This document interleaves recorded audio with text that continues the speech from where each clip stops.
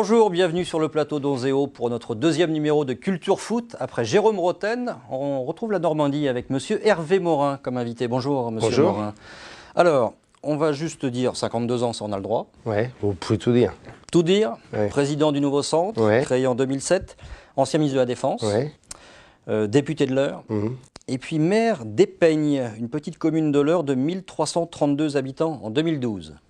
Oui, c'est ça, ça doit être à peu près. Ça a grandi, ça Ah, oui, on se développe, mais tranquillement. On veut rester un village. Très bien, restez Comme un on a la village. pression havraise, des Havrais qui quittent le Havre pour traverser la Seine et venir dans notre beau village ou dans notre belle région du Pays d'Auge et du Lieuvin, il faut faire attention parce que sinon on grandit trop vite. Et un village qui grandit trop vite, c'est un village qui perd son âme. Et après, il faut monter un club pro et on va voir que le foot et vous, Et puis, c'est il faut une trouver des vraie sponsors. passion. On va parler de tout ça. Tiens. Il y aura trois parties. Hein. Il y a le foot dans la pause, que depuis votre tendre enfance, le ballon, Ouais. ça a compté. On parle de vos clubs de cœur. Et vous savez qu'en plus de ça, j'étais fait pour être joueur de foot. On verra ça tout à l'heure. On a des images. Ah, déjà là, non. On n'a pas ces moyens-là, mais on a des Moi, petites je choses connais pour les vous. images. On a des petites choses pour vous. Et puis sur la dernière partie, on parlera du foot de demain parce qu'on parle de beaucoup de choses. Donc on profitera de la présence d'un homme politique pour évoquer ça. Mais pour l'instant, on était dans un petit village qui s'appelle Paris pour rencontrer les gens avec Quentin Francard, avec Marie Simonet, pour savoir un petit peu quelle image, quelle perception ils ont d'Hervé Morin. C'est l'ancien ministre de la Défense. Son nom m'échappe, il est président du Nouveau Centre. C'est le leader centriste. Oui, c'est un homme politique qui a monté son propre parti. C'est un ministre, un truc comme ça. Un homme d'État. Moi, je le vois souvent vers Avenue Montaigne de temps en temps. Il roule en smart, voilà, c'est pour ça. Je crois qu'il a été ministre des armées, un truc comme ça. Et là, je sais pas ce qu'il fait en ce moment. Moi, je le verrai défenseur, quoi. Défenseur central. En défense. Je sais pas, il était ministre de la Défense, quelque chose comme ça, voilà. Parce qu'il a un regard qui est perçant et qui voit les choses de loin, certainement. Puis on a l'impression qu'il va pas laisser passer les ballons. Peut-être attaquant. Numéro 10, donner les ballons, prendre le match en main, à droite et à gauche, voilà. Le PSG. Oui, Alors je vois pas sa région, donc je pense que c'est pas l'équipe de Paris Saint-Germain. Si, c'est Paris Saint-Germain. Paris peut-être, Paris Saint-Germain. Je pensais plutôt un peu comme Nantes, tout ça, non? Le FC Nantes, ça vous fait sourire, ça vous plaît comme club? C'est plutôt Jean-Marc Ayrault. Hein. J'ai jamais été supporter du FC Nantes, je vais être honnête. C'est vrai. Ouais, j'ai Le beau jeu à la Nantaise. beau jeu à la Nantaise, la période de Giresse, etc. Ça n'a jamais été... Quand j'étais gamin, j'avais 2 ou 3 clubs repères. L'OGC Nice, l'Olympique de Marseille de Scoblar. C'est Henri Michel, parce que de Giresse, du coup, il n'a pas pardon, voulu y de aller. Giresse, oui, de Oui, Giresse. vous ne l'aimez Oui, pas oui, ce oui, club. oui. Les Canaries, ça J'ai- ne vous plaît pas? C'est à cause J'ai actuel jamais- Premier ministre? Non, pas je sais pas, pas. je- Non, si vous savez que ça a longtemps été une ville de centre droit en plus. En plus. Enfin, il y a quelques années, mais enfin, quand l'ouest de la France était traditionnellement la terre d'élection du centre droit. Tout ça a bien changé. Et donc, l'OM, l'OL de Lacombe, etc. Et puis l'OGC Nice. Et puis, comme ça fait 30 ans que je vis à Paris, Et des gens savent visiblement que vous êtes plutôt supporter du Paris Saint-Germain. oui, j'y vais assez Vous êtes souvent. identifié. J'y vais assez souvent. J'ai même des photos prises de loin par un certain nombre de journalistes photographes que j'ai récupérées sur des sites où je suis avec mon petit garçon en train avant des matchs. Très bien, je vois que le témoin se transmet. Il y a eu votre papa et vous et votre fils. Ouais, mon père avait un vrai défaut, c'est qu'il était supporter, mais comme tous les artisans, petits chefs d'entreprise, il a toujours trouvé que le travail, c'était quand même une valeur fondamentale. Donc, quand il y avait ce silence de mort dans le stade Robert Diochon parce que le FCR jouait mal, il était capable d'hurler « Bande de feignants, est-ce que vous êtes payés? Vous pourriez courir au moins !» Donc Bon, là... on va en parler de ça justement, juste après le jingle. Hervé Morin, la première partie de ce Culture Foot. On va parler justement de ce stade Robert Diochon, de cette première licence à 10 ans au stade d'Épeignes, dans le petit club d'Épeignes. Vous êtes le maire aujourd'hui. Ouais. Meneur de jeu. Le club a été relancé à ce moment-là. Après, moi, j'ai joué surtout en assu parce que j'ai été interne et que ma mère trouvait qu'il fallait que je consacre un peu de temps aux études. Et j'ai joué, oui, je jouais plutôt au milieu de terrain, en effet. Ouais, c'est ça. J'étais pas du tout défenseur, mais absolument pas. Mais là, c'était le petit village local, et après, Oui, c'est l'école. C'était, et le ballon, il se traduisait comment? J'ai cru comprendre que c'était quand même un atavisme familial. Le jardin pour s'amuser. Oui, exact. Je sais pas comment vous avez appris ça, mais on avait des informateurs partout. On avait la chance d'avoir une grande pelouse à la maison, et donc on avait installé 2 pieux qui faisaient la taille d'un peut-être pas des... Enfin, quand on est enfant, tout paraît grand. Oui, une cage d'or, en fait. Ah non, beaucoup, beaucoup plus grand. On pouvait, des vrais plongeons, etc. Et donc, on avait des concours avec mon frère, on avait des concours avec les voisins. Et moi, j'étais en permanence le Brésil. Vous voyez, j'étais Jairzinho. Cette phrase-là, on l'a retrouvée... alors, François Berland, lui, était dans un délire, c'était l'homme invisible. Il pensait qu'il était invisible. Mais vous pensiez que vous étiez Jairzinho? Ouais, je jouais Rivellino ou Jairzinho, ça dépend des jours. Gaucher, alors? Non, droitier. Droitier, pourtant. Ouais. Oui, bon, enfin, vous savez, bon. Et je jouais seul contre le monde, et je m'inventais des histoires pendant des heures. Et là, c'était tout seul? J'étais capable de jouer, je me souviens très bien, j'étais capable de jouer tout seul sur ma pelouse, et ça faisait rire tout le monde, toute la famille. Et je faisais le Thierry Roland, le commentaire, et je marquais des buts, et j'étais dans mon monde. Vous savez où on est là? On est Cognac-Jet, ça doit vous parler, ça? À vous, Cognac-Jet. À vous, Cognac-Jet, oui. Ouais, enfin, c'est là que ça se passait quand même. Ah oui? Enfin, on rentre à l'antenne. Oui. Enfin, pas moi, parce que j'étais pas encore là. Mais... Oui. C'est vrai, c'est vous. Mais les soirées télé, c'était en famille ou c'était aussi en pension? Ah bon, pension, en famille, ouais, tout y était. En pension, je me souviens encore de l'internat où les chaises étaient rangées, et en fonction du poids et du volume que vous aviez, donc je n'étais pas toujours le mieux placé. Vous étiez au premier rang, au 4e rang, notamment à la grande époque de. Moi, j'ai connu ça avec l'AS Saint-Étienne, voilà. Ah ben moi aussi. Je suivais les matchs pensionnaires. Vous avez moins de cheveux gris que moi, mais. Ouais, je suis un peu plus jeune. Mais sinon, ça va bien. Mais ces soirées télé, c'est un moment de partage juste avec votre papa? Non, toute la famille, ma mère, mon frère, on était 4, tout le monde était là. Et comme je pense, et puis moi j'ai lu pendant des années l'équipe le matin. Voilà, j'ai beaucoup réduit ma culture foot parce que malheureusement je lis plus le journal tous les matins. En plus je suis ici. Donc c'est mon fils qui pour l'essentiel m'informe. Alors il me met à jour sur les transferts, d'où vient Cavani, qu'est-ce qu'il a fait, combien il a été acheté, 64 millions d'euros, machin, etc. Mais je dois reconnaître que chaque année j'ai une période d'actualisation. Bon, c'est obligatoire, c'est une remise à niveau. Hein. Probablement. Un peu partout. Les matchs, alors c'est bien de jouer dans son jardin, c'est bien de regarder à la télé, mais en plus, vous alliez supporter votre club de cœur, le premier en tous les cas, le FC Rouen. Ouais. Ça, c'était la belle sortie du samedi soir. Non, c'était même le dimanche. Dimanche après-midi. Dimanche après-midi. Je me souviens avoir fait des banderoles quand on a été en coupe de des villes de Foire, c'est-à-dire l'ancienne coupe de l'UEFA. Le Stade Robert, le FCR les Diables Rouges étaient une équipe surtout de coupe. Et en Coupe de France, on allait assez souvent très loin. Et je faisais chaque année la banderole. Et vous supportiez mal les paroles, les invectives de votre papa alors? Ouais, parce que c'est quoi, c'était votre éducation Non, c'est pas ça, c'est que surtout, je me disais, on va se faire lyncher. Ah oui? Non, c'est pas ça, c'est que bon, voilà, moi, quand on est gamin, on n'aime pas trop les éclats de voix un peu forts. Voilà, c'est tout. Cette passion du foot, on se dit, vous auriez pu, en tous les cas, avoir l'envie. J'aurais rêvé de joueur de foot. Et vous avez donné les moyens? Vous avez joué en club longtemps? Non, pas assez, et puis probablement je n'avais pas le talent. Bon, j'ai un de mes cousins qui est un des plus grands orthopédistes français, quoi, il vient de prendre sa retraite, qui était patron du service d'orthopédie au CHU de Caen. Il me disait toujours, tu as un physique de joueur de foot, parce qu'il a traité pas mal de joueurs de foot, parce que j'ai les jambes très arquées. Et il me dit que la plupart des joueurs de foot, des meilleurs joueurs de foot, pour les dribbles chaloupés, ont des jambes marquées. Pratique. Voilà, mais c'est la seule chose que j'ai. C'est vrai. Il n'y avait pas le talent? Mais vous savez, j'ai été du temps de, comment s'appelle-t-il, le président de l'OM, qui était le patron non, le patron, merci, je vous remercie, non, pas ça. Patron du LCI. Jean-Claude Dacier. Jean-Claude Dacier. Oui, je suis sympa, je vous aide. Jean-Claude, gentiment, m'avait invité à l'OM un jour. Et il m'avait fait le plaisir de... Attendez, vous allez en train de me dire que vous allez voir l'OM, alors quand on est supporter du PSG. Ouais, mais la semaine dernière, on avait Jérôme Rotten. On avait tenté de lui faire dire allez l'OM, il a refusé. Vous êtes capable de dire vous allez l'OM? Oui, bien sûr. En Coupe d'Europe, je dis allez l'OM.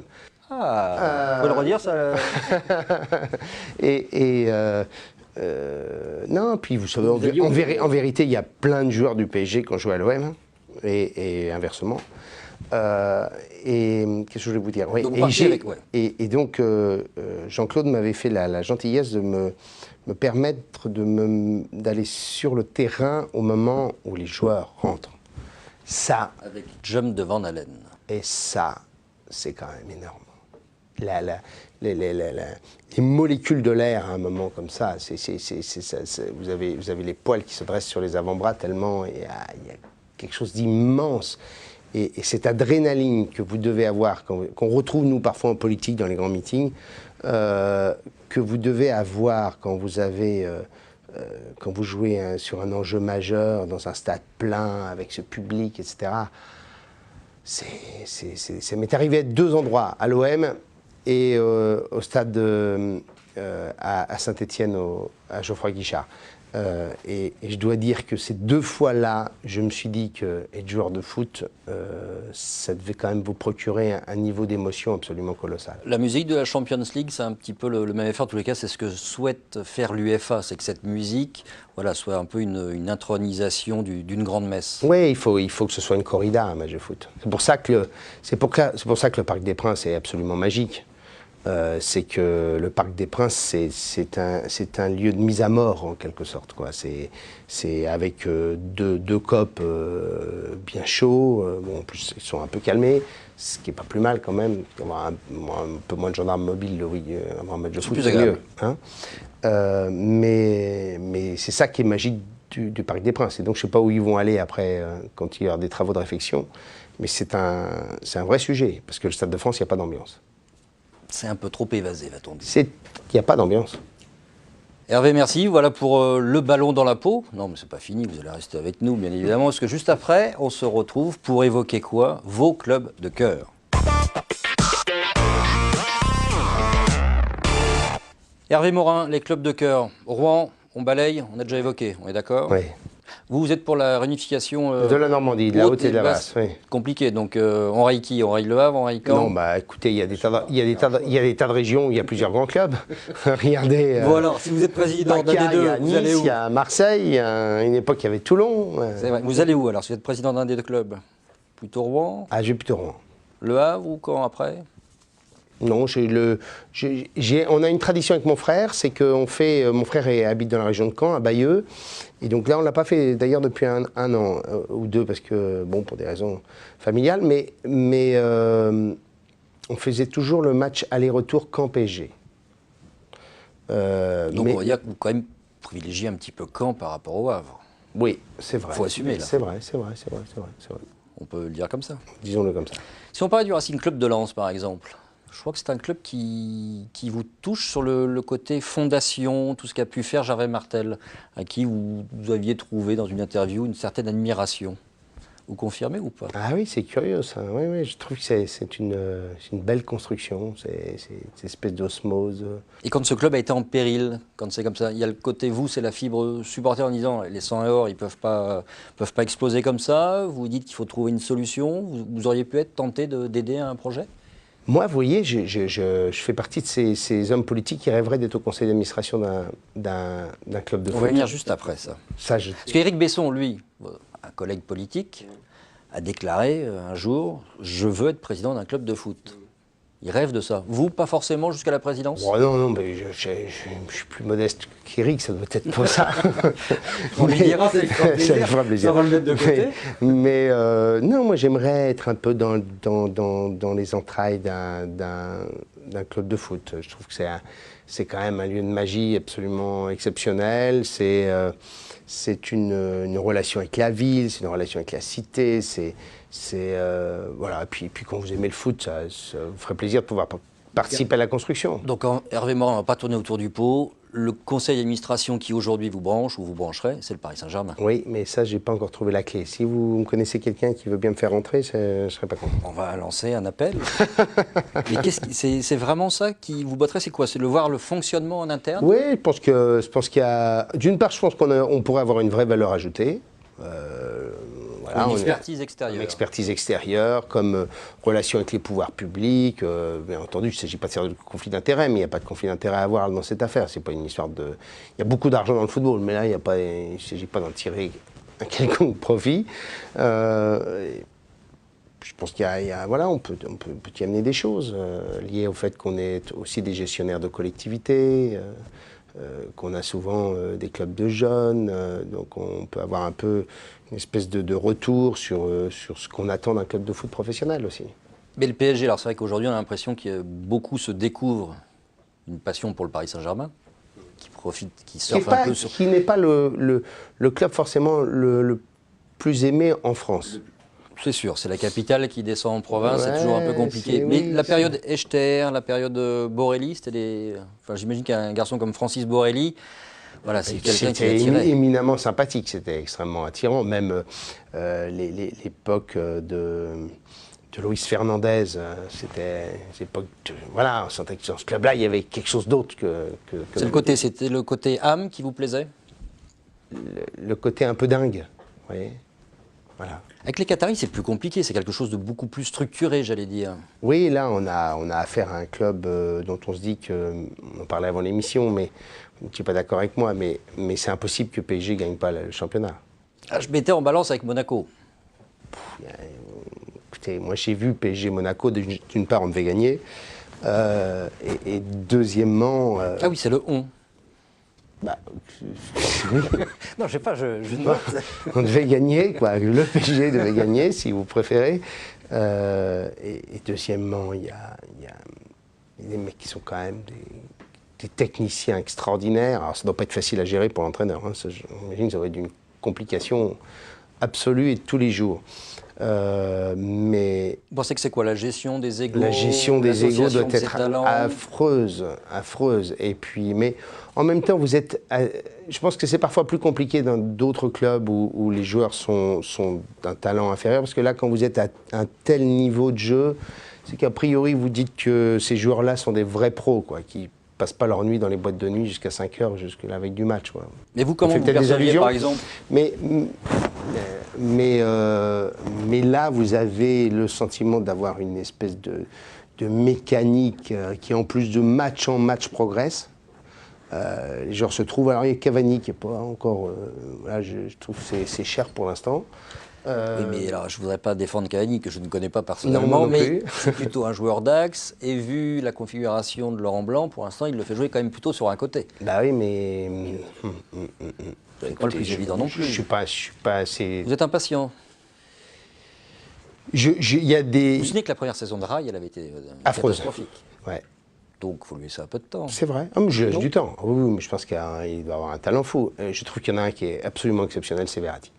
Ça, alors là, je ne connaissais pas, je n'avais jamais entendu parler de lui avant qu'il arrive au PSG, pardon.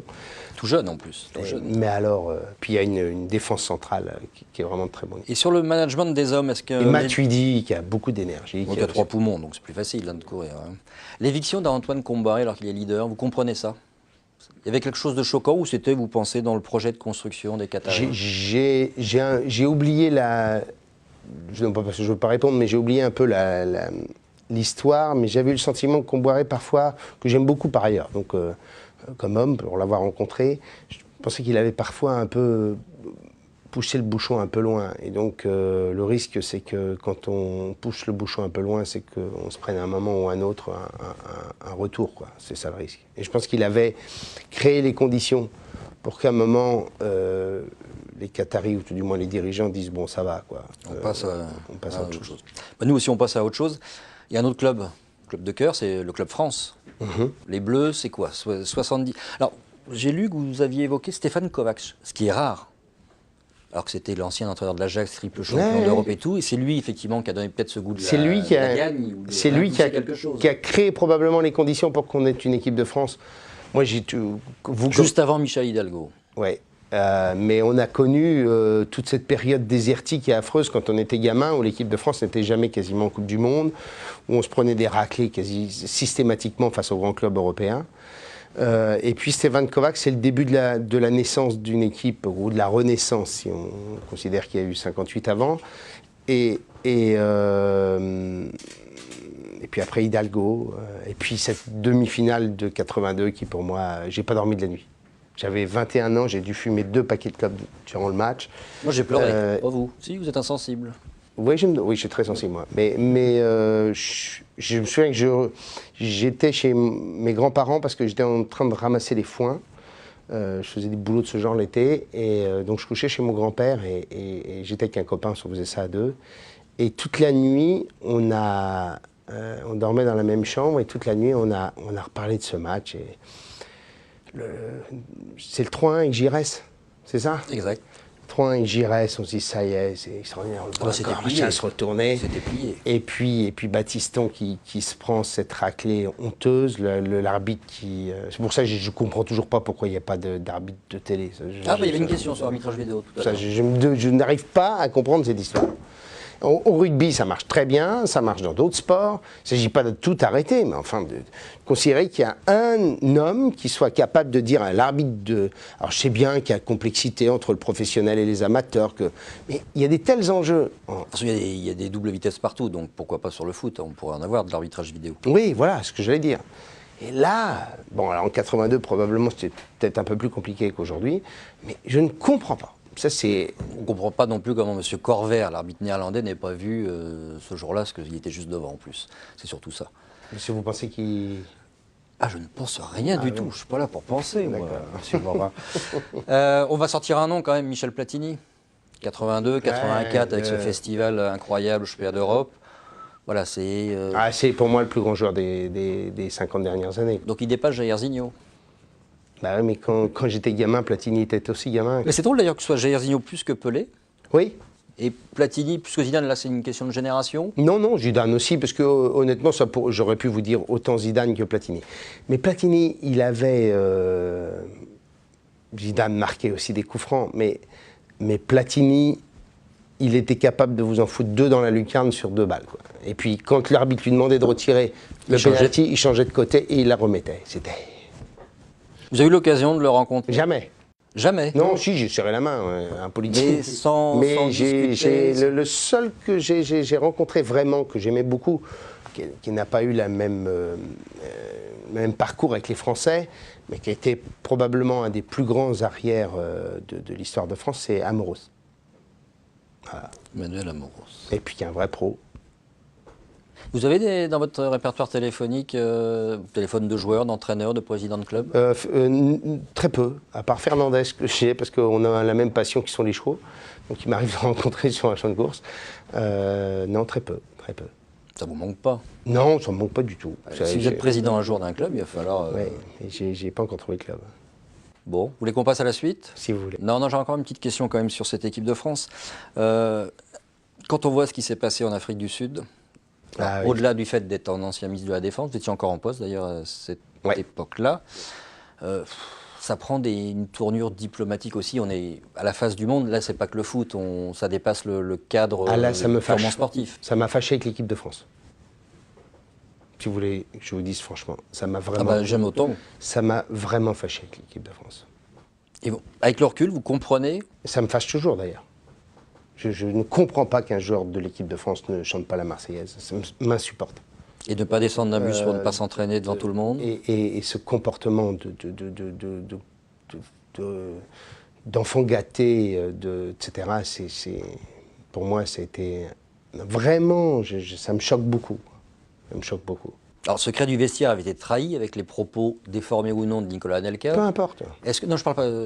Est-ce que, par exemple, vous aviez à l'époque le Conseil des ministres, est-ce qu'on a le temps de parler de ça entre hommes politiques, entre dirigeants du pays? Là, ça concerne la France. Mais vous savez que Nicolas Sarkozy adore le football. Oui. Et moi, j'ai toujours été fasciné par ça. C'est que... Son successeur aussi, d'ailleurs. Peut-être. Ça, je ne savais pas.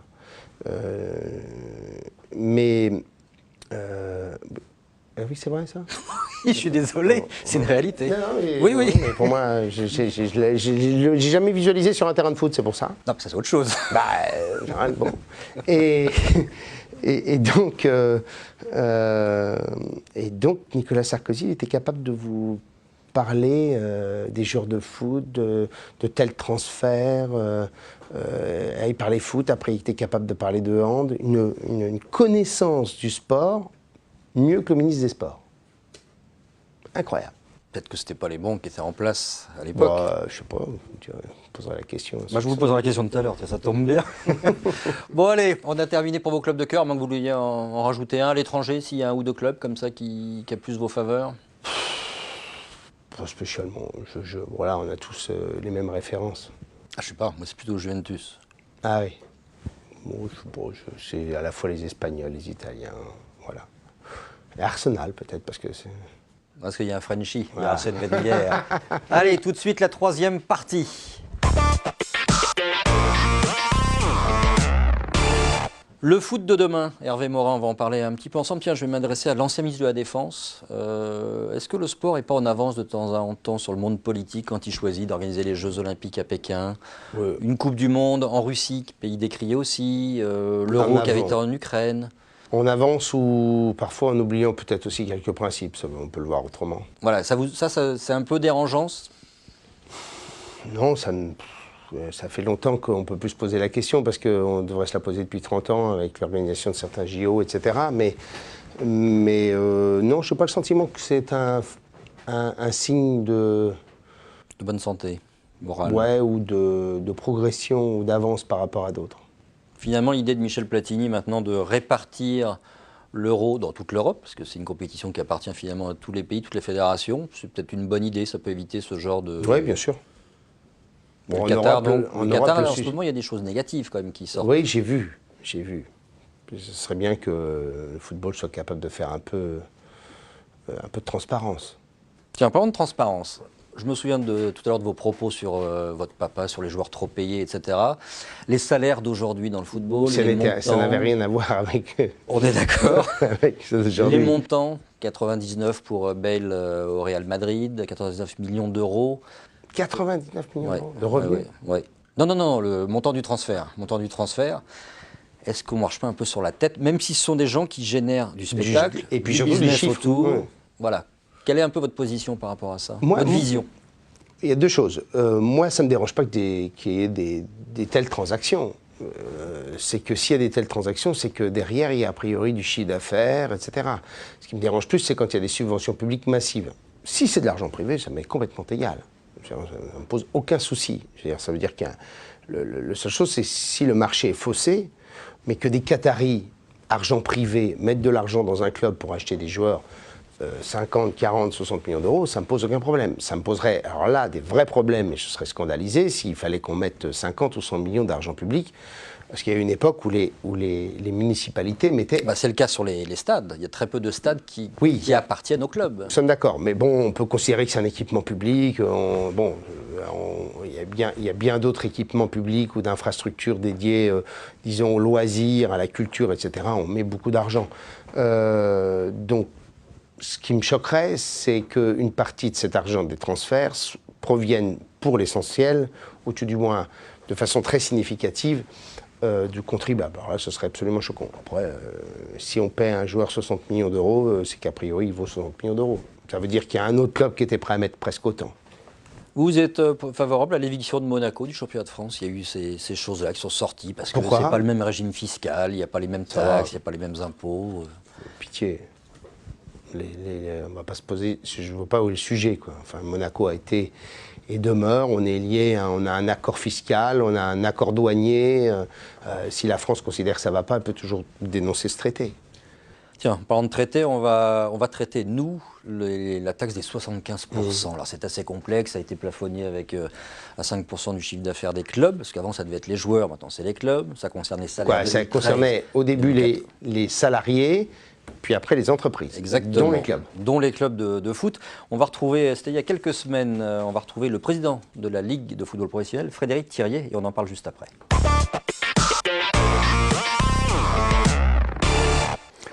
Cette taxe, elle est peut-être supportable par les très grosses entreprises, celles qui emploient des milliers de salariés. Mais elle est insupportable pour les clubs de foot qui sont des PME, je le rappelle, qui emploient quelques dizaines de salariés. Donc les clubs, sauf peut-être certains, ne pourront pas payer cette taxe. Est-ce qu'ils seront conduits à déposer le bilan? S'ils la payent, ils déposeront le bilan. Nos meilleurs joueurs partiront à l'étranger. Nous serons incapables d'attirer comme nous le faisions depuis quelques années, des talents internationaux, le foot français, au fond, sera rétrogradé en 2e division européenne. 112 joueurs de Ligue 1 sont concernés, c'est-à-dire un joueur sur 4. 15 clubs sur 20 en Ligue 1 sont concernés. Et ce prélèvement supplémentaire, que j'ai chiffré à 82 millions d'euros, représente une augmentation brutale des charges fiscales et sociales de nos clubs de 30%. Est-ce qu'il y a une PME en France qui peut supporter une augmentation brutale de ses charges de 30%? Aucune. Donc c'est infaisable, irréaliste et absurde. Expliquer et encore expliquer pour convaincre. Parler aux hommes politiques, ce que j'ai commencé à faire. Parler aux ministres, parler aux parlementaires, députés, sénateurs, pour leur expliquer que cette mesure est non seulement mortifère pour le football français, mais qu'elle est en plus stupide, puisque l'État y perdra. J'espère que nous arriverons à convaincre. Je le pense, car j'ai toujours eu confiance dans la sagesse des hommes. Si nous n'arrivons pas à convaincre, eh ben nous utiliserons les armes juridiques que nous avons déjà utilisées lors du premier projet de taxation à 75%, c'est-à-dire le Conseil constitutionnel. Comment peut-on imaginer que le Conseil constitutionnel avalise un projet que d'ailleurs nous ne connaissons pas encore, puisqu'il n'y a aucun texte écrit. Mais comment imaginer, suivant les grandes lignes du projet, que, concrètement, soient taxés les sportifs salariés, c'est-à-dire les footballeurs, et pas les sportifs non salariés, les tennismen, les pilotes de Formule 1, les golfeurs, qui en plus, de toute façon, pour la plupart, sont domiciliés en Suisse. Alors que nous, en France, nos footballeurs sont obligés de résider en France et sont donc imposés plein pot, j'allais dire, en France. Donc rien que cette discrimination est insupportable. Il y a là une violation du principe d'égalité devant l'impôt que le Conseil constitutionnel, à mon avis, sanctionnera. Mais j'espère que nous n'en arriverons pas là, puisque je pense que les arguments de bon sens que nous avons à développer au nom des entreprises que sont les clubs de foot, que ces arguments vont l'emporter et que les parlementaires renonceront à ce projet qui est très mauvais pour tout le monde. Hervé, cette taxe à 75%, le plafond, etc., est-ce que vous pensez vraiment que le football français, son modèle économique, est franchement menacé? Quand on écoute le président de la Ligue, qui veut aller au Conseil constitutionnel, on sent qu'il y a urgence, au moins du côté des clubs. Vous partagez ce sentiment? Moi, d'une part, la taxe de 75%, c'est une connerie totale. Disons ça comme ça. C'est une absurdité de campagne électorale d'un homme qui, un matin, pour capter l'électorat d'extrême gauche, se dit qu'on va inventer quelque chose qui n'a pas été expertisé. Tellement peu expertisé que ça a été annulé par le Conseil constitutionnel, dans un premier temps. Puis deuxièmement, reconstruit et refabriqué. Au début, c'était les salariés qui devaient payer. Puis après, on a dit, ben non, ça va être les entreprises. Voilà, c'est stupide le talent, même s'il est payé, même s'il amène à avoir de très hauts revenus, il vaut mieux que ces gens-là soient là plutôt que dans d'autres pays. Ça, c'est la première chose que je dirais. Puis la deuxième, qui est honnêtement choquante, c'est qu'on crée un système qui s'adresse aux clubs de foot. En quoi un cadre dirigeant d'entreprise, un chef d'entreprise, un artiste, un créateur, un homme qui, par son talent, a été capable d'innover quelque chose et de gagner beaucoup d'argent, en quoi eux ne seraient pas concernés par un système de plafonnement, quoi, vous voyez, enfin, on a le sentiment qu'en France, un joueur de football, c'est plus important qu'un cadre dirigeant d'entreprise. Quand on voit aujourd'hui que le premier râteau, comme on appelle ça, ou tout du moins des structures dirigeantes ou une partie d'un certain nombre de structures de grands groupes français partent dans les pays voisins pour, in fine, en vérité, éviter cette fiscalité, ce que j'aurais envie de dire, c'est que plutôt que de plafonner, c'est que Hollande vienne à la raison, retourne sur un terrain de foot et annonce qu'on supprime ça. Vous voyez qui joue au foot. Question, est-ce que le Paris Saint-Germain, justement, avec cette nouvelle économie, la taxe, on va la mettre de côté, puisque les Qataris auront les moyens de payer cette taxe. Oui, ça, c'est pas un problème pour eux. Plus de 20 millions d'euros. C'est probablement plus difficile pour Valenciennes. On est d'accord. Est-ce que ce modèle monté par les Qataris fait de vous, d'après vous, du Paris Saint-Germain, un vrai candidat à un triomphe européen en Champions League? Ah oui. On est obligé de passer par tout cet argent pour y arriver aujourd'hui. Regardez les 10 clubs qui sont chaque année, disons, dans les quarts de finale ou les demi-finales. C'est tous des clubs avec des budgets à peu près comparables. Je n'ai pas les chiffres en tête, mais j'imagine que par rapport au Bayern de Munich, on doit au moins avoir autant, non? Oh bah maintenant, ça doit Plus, commencer. hein? Ouais. Ils sont forts, les Bavarois. Ouais. Ils ont un vrai club, ils ont un vrai centre de formation, etc. Quoi. Puis bon, il y a la Ce qui culture. va être dur à faire au Paris Saint-Germain, c'est peut-être de recréer un esprit club, peut-être. C'est ce que j'allais dire. Il faut maintenant, à partir de cette équipe Fagnon et cette équipe phare, probablement irriguer à nouveau pour permettre de créer cette ligne sur le long terme. Parce qu'on peut imaginer qu'un jour, les Qataris considéreront que cette histoire étant vécue, ils passeront à autre chose. C'est le risque. C'est toujours le risque. Enfin, c'est un risque pour tout le monde. Quel que soit ce qu'il nous faudrait maintenant, c'est, j'allais dire, une demi-douzaine de clubs ayant les mêmes moyens. On est déjà à 2, c'est en progrès. Ouais. Avant, il y avait souvent un seul club qui dominait tout, et là, il y a une vraie rivalité, au moins financière et sportive. Même si le PSG va être champion d'après. Il nous faudrait. L'Olympique de Marseille mérite autant, quoi. Il y a un vrai public, il y a une ville qui est passionnée par le foot.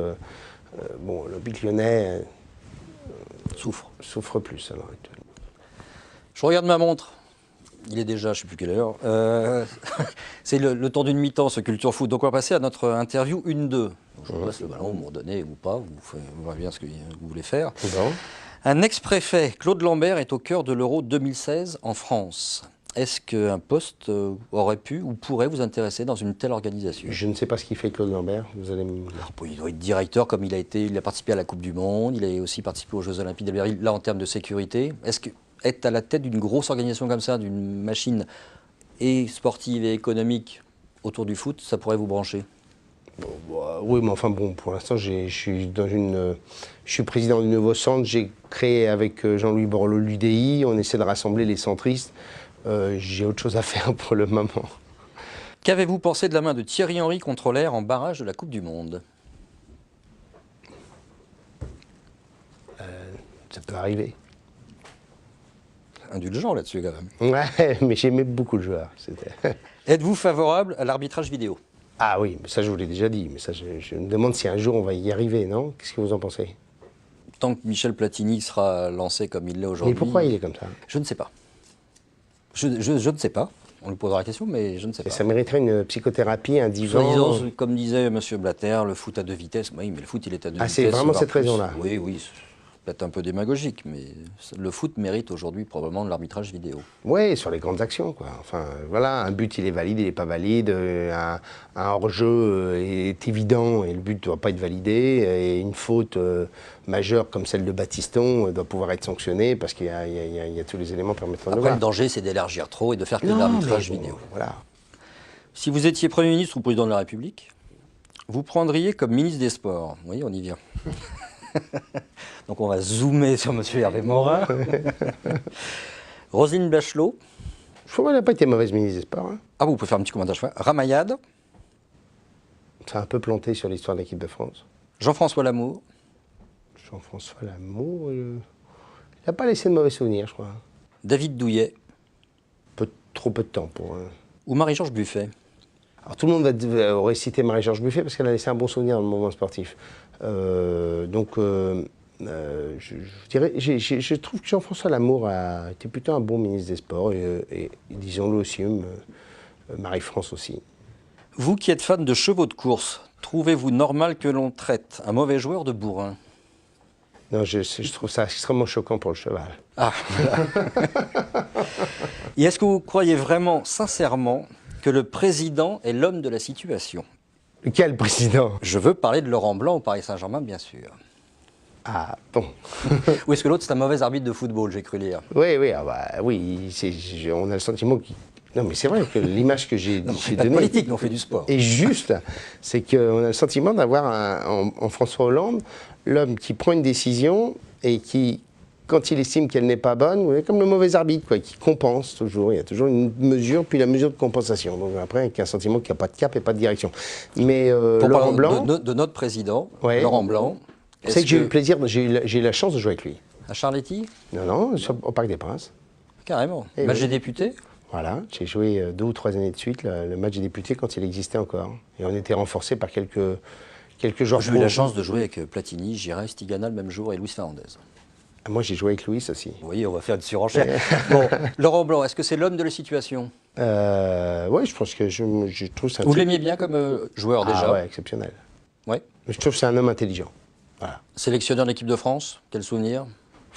Ça va être compliqué de sélectionner cette équipe. Et au Paris Saint-Germain, il y a la hauteur, le vécu international surtout? Oui, le vécu international, c'était un grand joueur. Et puis surtout, il était intelligent. Et je pense que pour gérer une telle équipe, une relation avec une équipe dirigeante aussi, il faut de l'intelligence et je pense qu'il a celle-là. Très bien. Merci beaucoup, Monsieur Morin, d'être passé sur le plateau d'Onzeo. Merci de m'avoir invité. Merci de votre culture foot. Voici, prochain match pour vous? Vous avez programmé dans votre agenda petit Champions League au Parc? J'ai les textos de mon fils Raphaël pour me dire trouve-nous de place pour le prochain match. Mais c'est de plus en plus dur. Hein. Oh, ça devient compliqué. Merci beaucoup à toute l'équipe qui nous a aidés à préparer cette émission. On se retrouve la semaine prochaine pour un nouveau Culture Foot.